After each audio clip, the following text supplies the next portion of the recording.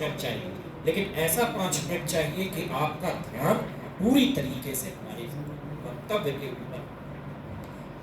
उत्तर प्रदेश के ब्राह्मणों को और उत्तर प्रदेश के क्षत्रियों को ये समझ में ही नहीं आ रहा है कि उनके साथ राष्ट्रीय स्तर पे कितना बड़ा षड्यंत्र रचा जा चुका है। वो षड्यंत्र के शिकार हो चुके थे। यह राष्ट्रीय षड्यंत्र कहीं और से नहीं आया है, महाराष्ट्र की भूमि से। मूल निवासी की थ्योरी, जिसके विलन के रूप में हमें प्रस्तुत किया जाता है हम सबको, वो भी हमारे महाराष्ट्र की भूमि से। रिजर्वेशंस, आरक्षण, हर प्रकार की ऊंच नीच, हिंदू मुसलमान का झगड़ा, और साथ ही साथ ब्राह्मण विदेशी है, क्षत्रिय गूढ़ है, ऐसी तमाम अनेकानेक कहानियों का जो स्रोत महाराष्ट्र में क्यों है, ये मैं आपको बताऊं। और किस लिए इस बार पत्रिका का नाम, इस सवर्ण प्रतिकार का नाम हमने बाजीराव का चुना। हिंदुओं की सबसे पवित्र भूमि मेवाड़ है। जब मेवाड़ पहुंचिए, चप्पल उतार के माथे पे एक बार तिलक लगाइए। आप किसी भी जाति समाज संप्रदाय के तिलक लगा के। पेशवाओं ने पूरा हिंदुस्तान जीत लिया, अटक से कटक जीता। पिछले 1000 साल में कोई क्षत्रिय वंश ऐसा कर नहीं पाया। लेकिन जब पेशवा बाजीराव मेवाड़ पहुंचते, राणा उनको सिंहासन पे बैठाते, सिंहासन पे नहीं बैठते, जमीन में बैठते। बोलते जिस सिंहासन पे महाराणा बैठ चुका है, जिसने हिंदुओं के अंधकार के समय वो आशा की किरण चलाई है, उसके सिंहासन के हम धूल मात्र नहीं, अंश मात्र हम नीचे बैठे। तो चौथ की उगाही, समस्त मुगलों को वहां से हटाने का जो क्रियाकल्प है, 5.5 दिनों तक चलता रहा और उसी महाराणा के सिंहासन के नीचे चलता रहा। बाजीराव पेशवा का ये करना अतुलनीय है और इतिहास के स्वर्ण अक्षरों में है कि महाराणा प्रताप हम सभी क्षत्रिय वंशी, समस्त ब्रह्म वंशियों के प्रेरणा स्रोत है और सदैव रहेंगे। ये प्रेरणा हम कंपैरिजन नहीं कर रहे। हो सकता है पेशवाओं ने 690 लड़ाइयां लड़ी हो और उसमें से 630 में युद्ध जीता और महाराणा ने केवल 32, लेकिन वो 32 किस संसार और किस क्रियम में लड़ी गई, वो इम्पोर्टेंट। वो 32 लड़ाइयां तब लड़ी गई जब सकल देश में विदेशी आक्रांता घूम रहे थे।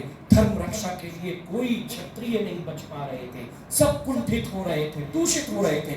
उस समय उस महाराणा ने, आप सबको याद होगा, एक दूसरे क्षत्रिय को जो उसके घर में आया था, उस जगह पे बैठा था, उस जगह को खुदवा के वहां गंगा जल डाल के उसको पवित्र किया था। क्यों?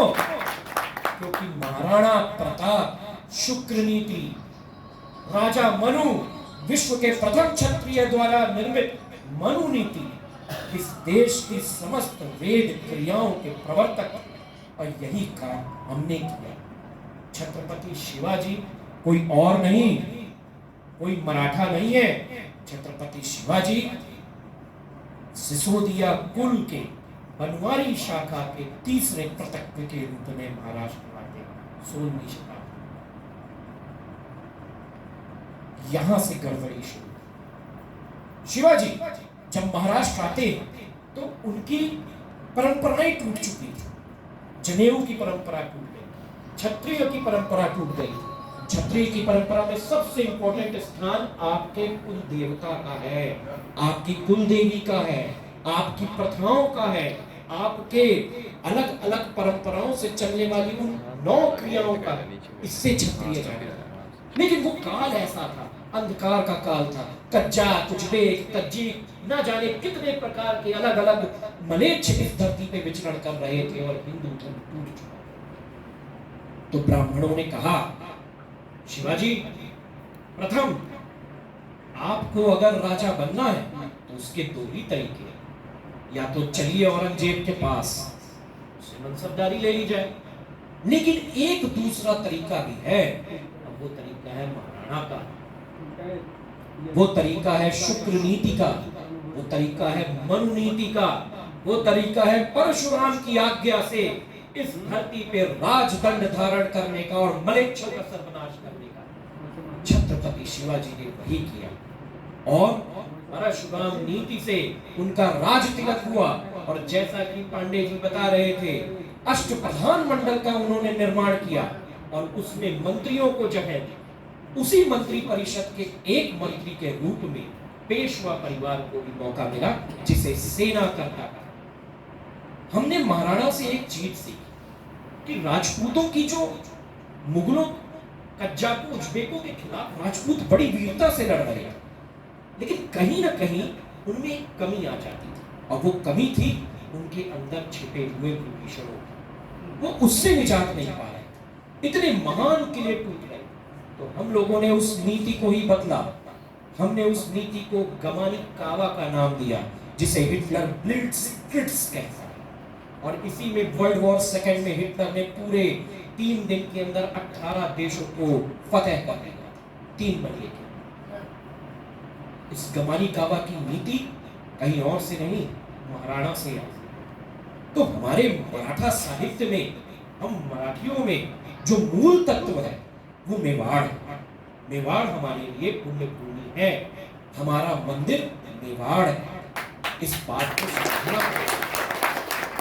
फिर जैसा कि इस मंच से बताया गया कि 83 साल की उम्र में छत्रसाल बंगश खान के द्वारा परेशान कर दिए जाते हैं, तो वो हमें बुलाते हैं कि जो गति भई बजेंद्र की सो गति गई है आज, बाजी जात देव की लाखों लाज बाजीराव। बाजीराव उसी समय सिरोंज में 70,000 की सेना के साथ पूरा मराठा शिरका बुंदेलखंड की भूमि में प्रवेश कर जाता है और महाराजा छत्रसाल की तरफ से बंगश खान की ऐसी तैसी कर देता है। और ये ऐसी तैसी पूरे बुंदेलखंड में होती है, यानी झांसी से लेके ग्वालियर तक और जयतारा से लेके मऊ तक पूरा इलाका वापस बुंदेलों को दिया जाता है। यहाँ से हमारे शादी संबंध बुंदेलों के साथ स्थापित होते हैं, यानी हमारा जो महान हुआ, यानी मातृपक्ष हुआ, वो बुंदेला। यहाँ से हम बुंदेले मिल के फिर संगठित होते हैं और शक्तिवर्धन का काम करते हैं। अंग्रेज आते हैं, पूरा बुंदेलखंड, आपके अवध का इलाका सब बागी हो जाता है और अंग्रेज बड़ी मुश्किल से इस विद्रोह को, सवर्णों के विद्रोह को, ये भी ध्यान रखिएगा, 1857 की क्रांति केवल और केवल सवर्णों का विद्रोह है। 10 लाख सवर्ण इसमें मारा गया है। हिंदुस्तान की धरती में 2 करोड़ से ज्यादा सवर्णों ने इसमें भाग लिया है। हिंदुस्तान की धरती में महाभारत के बाद हुआ सबसे बृहद युद्ध अगर कोई है तो वो 1857 की क्रांति है। और इस क्रांति के विलेन के रूप में हमें प्रस्तुत किया। 1857 ब्रिटिश सरकार की जड़ें क्या है? तो अंग्रेज सरकार 1860 से लगातार सवर्णों को टारगेट करने के लिए पॉलिटिकल पॉलिसीज का निर्माण कर, जिसमें सबसे पहली पॉलिटिकल पॉलिसी है एनिहिलेशन ऑफ कास्ट, यानी सवर्णों के अंदर उनके धर्म परायणता को लेके एक हीन भावना डेवलप की जाए। यहाँ कई ब्राह्मण बैठे हैं, मैं उनसे पूछना चाहूंगा कि आधों के क्यों शिखा नहीं है, जनेऊ नहीं है। मैं क्षत्रियों को देख रहा हूं जिनके मस्तक में तिलक नहीं लगा। हम अपनी परंपराएं भूल गए और यही काम अंग्रेज करे। अंग्रेज यहाँ सामाजिक कार्य करने नहीं आए थे, इस समाज सुधार करने आए थे। तो अंग्रेजों के समय काल खंड के जितने भी समाज सुधारक हैं, चाहे वो डॉक्टर हो जाए और चाहे वो कोई और हो जाए, ये सब कहीं ना कहीं अंग्रेजों की पॉलिसीज के क्रियान्वयन को लेके ही उपस्थित थे। और ये बात कई जगह थी। ये प्राइमरी सोर्स, सेकेंडरी सोर्स नहीं है। उसमें कहा क्या है, आपने अगर पढ़ा होगा, महाराष्ट्र में एक किताब है रिडल्स ऑफ हिंदुइज्म, उसमें आप पढ़िए